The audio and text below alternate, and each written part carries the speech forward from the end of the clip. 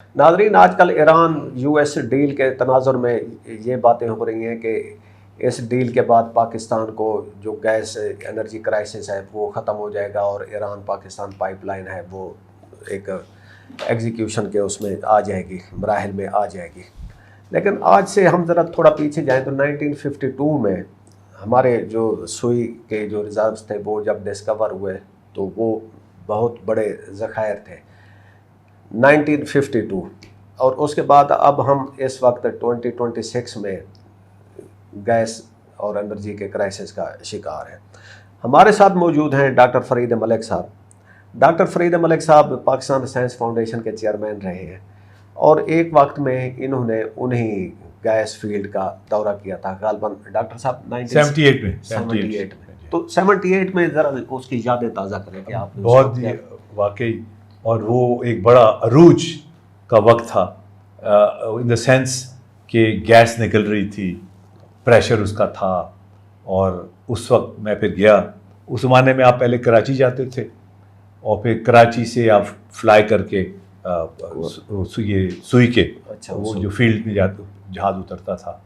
और ये डेरा बुगती का एरिया है, उसमें डेरा भी करीबी था नवाब साहब का। वहाँ पीपीएल पाकिस्तान पेट्रोलियम लिमिटेड जो एक जॉइंट वेंचर था गवर्नमेंट ऑफ पाकिस्तान का और मेरे ख्याल में बर्मा ऑयल कंपनी थी, कोई फॉरेन ऑयल कंपनी के साथ उनकी कोलैबोरेशन थी। और उनका बड़ा अच्छा गेस्ट हाउस था, रेस्ट हाउस था। और वो एक ज़माना था कि हम भी एक इतना बड़ा डिपॉजिट था हमारे पास गैस का, और उस वक्त हम एक्सपेंशन का सोच रहे थे कि इस ज़ख़ीरे को हमने किस तरह सारे पाकिस्तान तक पहुँचाना है। तो मैं एज ए यंग इंजीनियर हम भी गए वहाँ, और उस वक्त मेरा इंटरेस्ट था ये जो पाइपलाइन होती है इसको जंग से बचाने का एक तरीका जिसको कैथोडिक प्रोटेक्शन कहते हैं। तो मैं उस ज़माने में इंटरेस्टेड था करोजन में, कैथोडिक प्रोटेक्शन में। तो फिर हम वहाँ गए, फिर मैंने वहाँ कुछ दिन वहाँ गुजारे, सारा सिस्टम समझा उनका। फिर वहाँ से हमने ट्रैवल किया बाय रोड पाइप के साथ साथ रहीम यार खान तक आए। उन्होंने पाइपलाइन देखी, सुई नॉर्दर्न जो है उसके कैंप्स लगे हुए थे रास्ते में, पाइपलाइंस ले हो रही थी, पंपिंग स्टेशन बन रहे थे। अच्छा, जो गैस वहाँ से निकली वो सबसे पहले कराची गई, दो कंपनीज बनी, सुई सदर्न और सुई नॉर्दर्न। सुई सदर्न को कराची लेके गई गैस को, सुई नॉर्दर्न जो है वो अप कंट्री लेके आई। वो फिर कराची के बाद फिर सुई नॉर्दर्न गैस को फैसलाबाद लेके आई, जो हमारा उस इंडस्ट्रियल था, फिर लाहौर आई, फिर पेशावर। तो ये यानी हम एक्सपेंशन पे थे, हमारे पास एनर्जी रिसोर्स था, हमें पता था कि एनर्जी का मसला अब 100 साल के लिए हमारा हल हो गया है। और ये thanks to the founding fathers of Pakistan जिन्होंने वो डिस्कवर किया और वो बाकायदा सिस्टम जो है वो चलाया। अच्छा, ये बड़ी इंटरेस्टिंग है कि ये कुदरत का ये है निज़ाम है, ये क्या है कि वो जब दूसरी टर्म थी बेनज़ीर भुट्टो साहिबा की, और मेरा ख़्याल है गालिबन जरदारी साहब मिनिस्टर भी थे, मेरा ख्याल है उस सेकंड टर्म में। तो एक सिलसिला चला कि जो पाकिस्तान पेट्रोलियम लिमिटेड है उसमें जो फॉरेन शेयर्स थे वो प्राइवेटाइज किए जा रहे थे, और वो एक प्राइवेट कंपनी जो है वो उसको ख़रीदने के उसमें थी। अच्छा, मुझे बड़ा तजस्सुस हुआ कि ये जब एक अच्छी भली एक कंपनी चल रही है, गैस आ रही है, सप्लाई सारे पाकिस्तान में है, पाइपलाइन नेटवर्क है पूरा, हर जगह गैस पहुंच रही है, तो ये क्यों प्राइवेटाइज इसको करने की कोशिश कर रहे हैं। तो पता ये चला कि उसके पीछे कुछ अवामिल थे सरकारी जो उसको कंट्रोल करना चाहते थे, उससे इस्तिफादा उठाना चाहते थे। तो मैंने उस पर 2-3 आर्टिकल भी लिखे, और फिर मैंने उस पर कोशिश की हाईलाइट करने की। मैं मिनिस्टरों से भी मिला, सबसे मिला, मगर वो रुक ही नहीं रहा था काम। वो उसको प्राइवेटाइज करने के चक्कर में थे। वो जो शेयर था फॉरेन इन्वॉल्व, उसको वो एक लोकल ग्रुप खरीदना कंट्रोल करना चाह रहा था। बहरहाल हमने काफ़ी शोर मचाया, काफ़ी वो मैंने आर्टिकल भी लिखे। फिर फाइनली प्रेसिडेंट लगारी ने उनको कुछ आइडिया हुआ। लगारी से बड़े पढ़े लिखे आदमी थे वो, तो उनको जब आइडिया हुआ तो उन्होंने ख़त लिखा to the then secretary petroleum and natural resources, और उनको कहा कि मुझे आके आप इसकी ब्रीफिंग दें कि क्यों प्राइवेटाइज किया जा रहा है। एक हमारा इतना बड़ा एनर्जी रिसोर्स है, और हमारा सारा उस वक्त दारोमदार सुई गैस पर ही था, क्योंकि इतना बड़ा सिस्टम था, हमें मसला ही कोई नहीं था। तो उन्होंने उनको कॉल किया सेक्रेटरी को, उन्होंने किया। दारी साहब ने 2 सफ़ों का ख़त लिखा, बड़ा लंबा चौड़ा। फिर फाइनली जब हमने देखा कि ये तो रुक ही नहीं रहा मामला, تو پھر وہ اس وقت میرے یہ بھی جج نہیں بنے تھے، ثاقب نثار صاحب جو بعد میں جج بھی بنے، چیف جسٹس بھی بنے. ہم نے پھر جا کے بلوچستان ہائی کورٹ سے جا کے اسٹے لی، کیونکہ ہم نے یہ پلی لی کہ جی یہ بلوچستان کا ڈپازٹ ہے اور یہ اس کے انٹرسٹ میں نہیں ہے کہ کوئی پرائیویٹ پارٹی اس کو کنٹرول کرے. صحیح، تو وہ ڈپازٹ بچ گیا. یہ میں بات کر رہا ہوں 90s کی. صحیح، وہ ڈپازٹ بچ گیا. اچھا، پھر عجیب ہے یہ کہ پھر وہ سن 2002 میں چیئرمین تھا سائنس فاؤنڈیشن کا، تو اس وقت گیس شارٹیجز شروع ہو گئی. ہاں، یہی میرا کویشچن ہے کہ کسی زمانے میں ہم انرجی اور اس میں سرپلس تھے، لیکن پھر یہ معاملہ بگڑا کیسے؟ وہ ادھر ہی. تو پھر میں نے مجھے یاد آیا، میں کہا 78 میں یار ہم تو دنیا کے اوپر بیٹھے ہوئے تھے کہ گیس ہی گیس ہے، مسئلہ ہی کوئی نہیں ہے. اور یہ سن 2002 میں یہ واٹ ہیز ہیپن. تو وہ ایک انرجی فور سائٹ کمیٹی بنی جس کو منور بصیر احمد مرحوم ہیڈ کر رہے تھے، جو اس وقت سوئٹزرلینڈ کے ایم ڈی تھے. تو انہوں نے مجھے as chairman science foundation very back ground, کیونکہ مائننگ اور میٹلرجی میں تھی، کول کا انچارج مجھے بنا دیا. تو انہوں نے ویریس آپشنز کنسیڈر کرے تھے انرجی کے. ہوا یہ کہ ایک تو ہم نے اس کو بہت مس مینیج کیا، یعنی ہم نے ہر چیز گیس پہ لگا دی، سی این جی بھی لگا دی، ہم نے فرٹیلائزر بھی سے بنانے شروع کر دی، انڈسٹری بھی بنانی شروع کر دی، بجلی بھی بنانی شروع کر دی، اور ڈومیسٹک بھی تھا. ہر چیز گیس پہ لگا دی. جو 100 سال کا ڈپازٹ تھا وہ ہم نے 50 سال میں اڑا دیا. اچھا، بڑا انٹرسٹنگ ہے، مجھے ابھی تک ادراک نہیں ہوا تھا. ہمارے پاس ایک انکوائری آئی کہ جی وہ جو پاک سوزوکی موٹر کمپنی ہے وہ it became the largest C N G car manufacture of the world. سب سے زیادہ سی این جی کار جو ہے پاک سوزوکی بنا رہا تھا. تو میں گیا، میں نے وزٹ کیا انہیں. تو میں نے ان سے پوچھا یہ سلنڈر کہاں سے آ رہے ہیں؟ انہوں نے کہا جی سلنڈر ہم اٹلی سے امپورٹ کرتے ہیں، کوئی 2-4-5-10 ملین ڈالر کے سلنڈر امپورٹ کر رہے ہیں.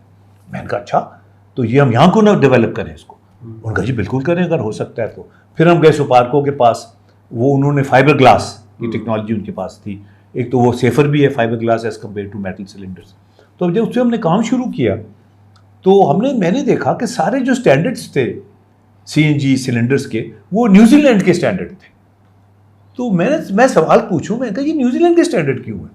تو جب انہوں نے ریسرچ کی تو پتہ یہ چلا کہ نیوزی لینڈ نے وہی غلطی کی تھی جو ہم نے کی کہ ہر چیز لگا دی سی این جی پہ، پھر سی این جی گیس ختم ہو گئی. اچھا، ان کے ساتھ یہ ہوا.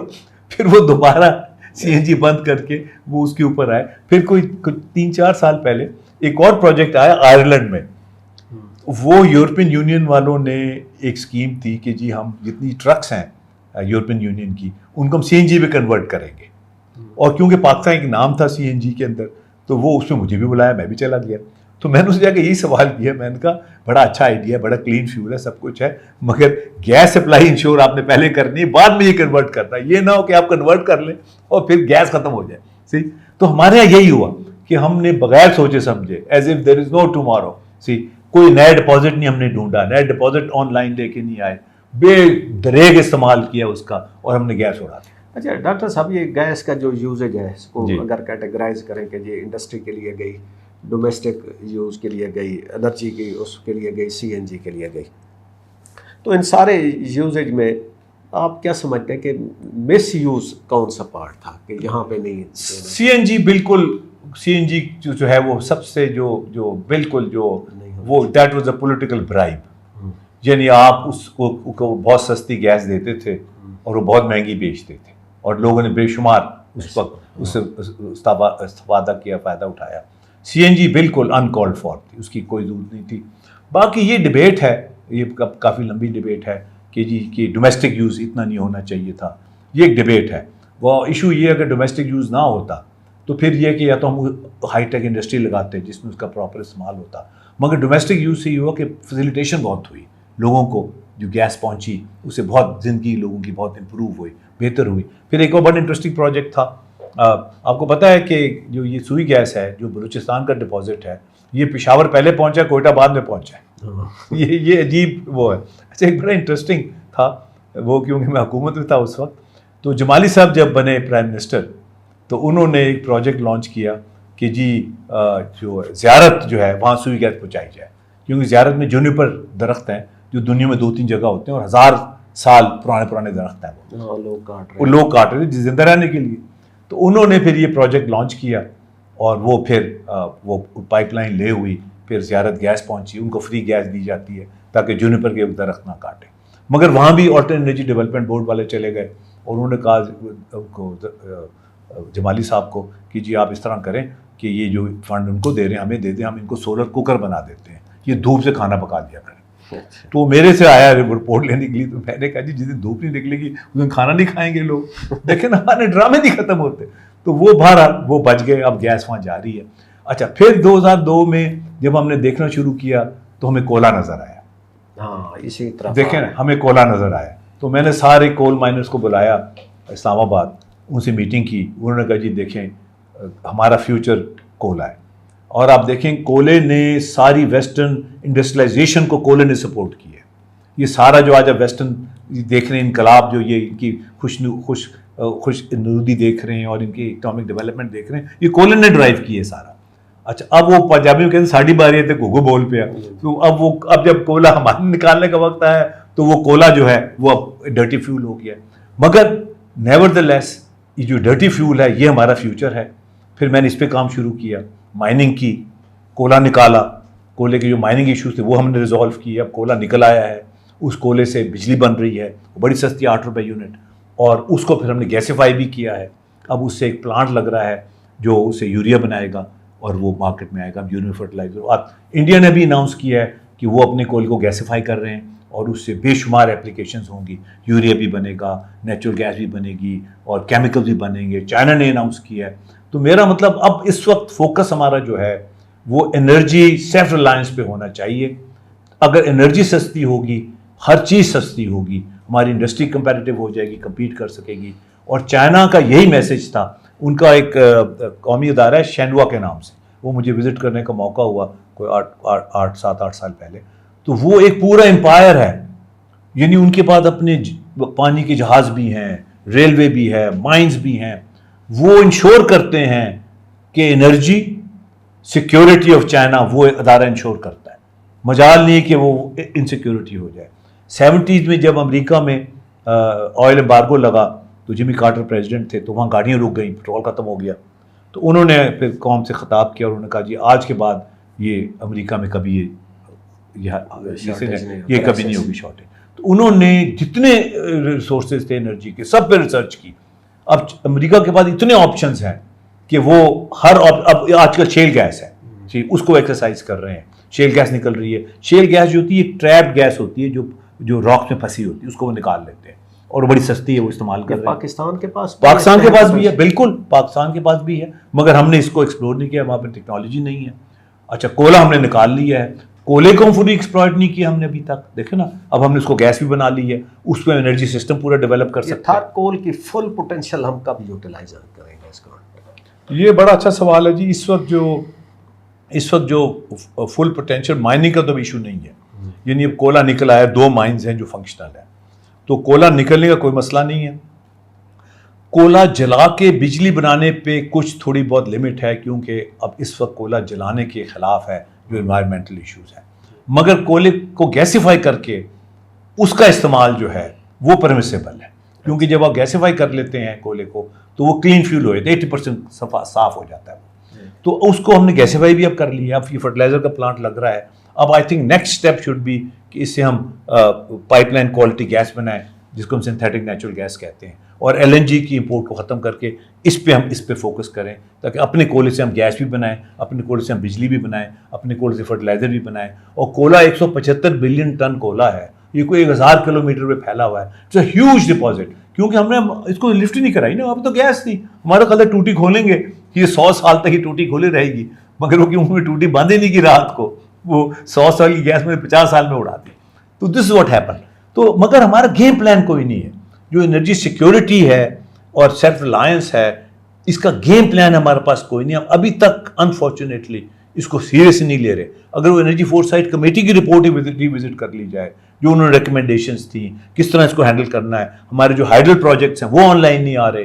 دیکھیں نا ہم IPP میں پھنسے ہوئے ہیں، وہاں سرکولر ڈیٹ بڑھ رہی ہے، وہ گیس کی سرکولر ڈیٹ بڑھ رہی ہے، اور وہ جو ہائیڈل پروجیکٹس ہیں وہ آن لائن نہیں آ رہے، اور یہ جو ہمارے گیس کے کولے کے پروجیکٹ ہیں وہ آن لائن نہیں آ رہے. میں نے تو ہمارے ایک قسم کا اپنے آپ کو ٹریپ کیا ہوا ہے، اننیسیسریلی ٹریپ کیا ہوا ہے. یہ ہمارا جو انرجی سیلف ریلائنس کا ایک ڈریم ہے جی، اس میں کیا صرف جو تھر کول ہے یہ کافی ہے یا ہمارے پاس اور کتنے آپشن ہیں؟ ہمارے پاس جی دیکھیں ایک تو جو ہائیڈل بہت بڑا آپشن ہے اور ہائیڈل بھی رن آف دا ریور آپشنز بہت ہیں. اس پہ بڑی اپوزیشن ہوتی ہے، یعنی کہ آپ کون سی سائٹس کی بات کر رہے ہیں؟ جو اب پہاڑوں میں جو سائٹس ہے ڈیم نہ بنائیں، اچھا، رن آف دا ریور. اب تو ڈیمز کے ویسے ہی اس وقت جو انٹرنیشنل ٹرینڈ ڈیمز کے اگینسٹ ہے وہ یہ کہتے ہیں کہ آپ دریا کو روکیں نہ، دریا کو چلنے دیں. کیونکہ ڈیمز کا ڈیول یوز ہوتا ہے. ڈیمز ایک تو آپ کو ایگریکلچر میں بھی استعمال ہوتا ہے، بجلی بھی بناتے ہیں، مگر سائیکلک ہوتا ہے. جب آپ اس کو روک لیتے ہیں تو بجلی بننی بند ہو جاتی ہے. مگر اگر رن آف دا ریور بنائیں، جو وہاں پر ناردرن پہاڑوں میں جتنے دریا ہیں ان پہ جس طرح انہوں نے چترال میں وہ آغا خان انہوں نے 2 میگا واٹ کا لگایا ہوا پلانٹ، وہ بجلی بناتے ہیں، ہے نا. تو اس طرح رن آف دا ریور بے شمار پلانٹ لگا سکتے ہیں بجلی بنانے کے.